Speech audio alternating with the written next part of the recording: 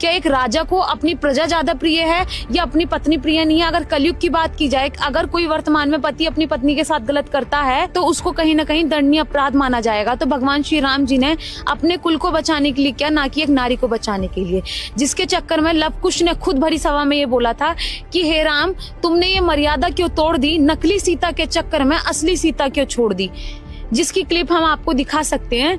दर्शकों, संत रामपाल जी महाराज जी के शिष्यों ने हमारी टीम के साथ ये क्लिप भेजी थी। अभी मैं आपको यहाँ पर लाइव स्क्रीन पर दिखाना चाहूंगी। मर्यादा पुरुषोत्तम, तुमने मर्यादा क्यों तोड़ दी,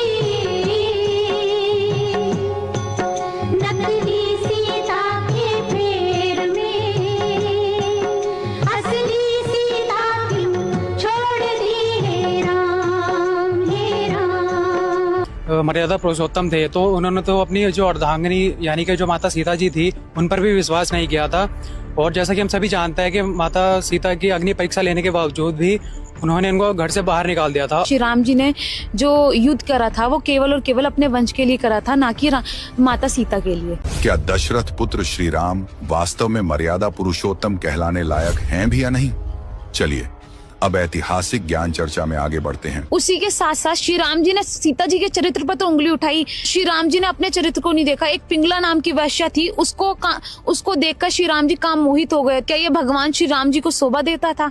श्री राम जी भी कहीं ना कहीं काम वासना में लिप्त थे। और उसी के साथ श्री राम जी चाहते तो युद्ध नहीं होता। श्री राम जी जैसे अपने आप में भगवान थे, वो चाहते तो युद्ध नहीं करा सकते थे। उन्होंने क्यों झूठ बोला? श्री रामचरितमानस के अरण्य कांड में प्रमाण आता है कि श्री राम जी ने झूठ बोला।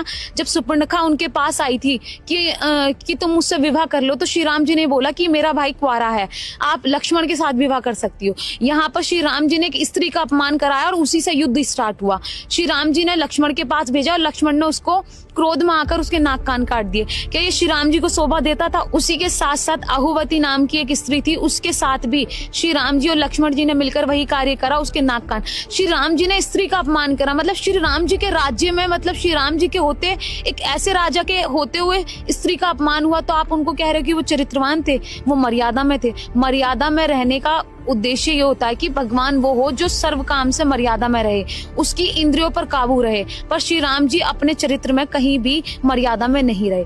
इससे साफ तौर पर सिद्ध हो जाता है श्री राम जी ने भी अपने जीवन में मर्यादा तोड़ी है।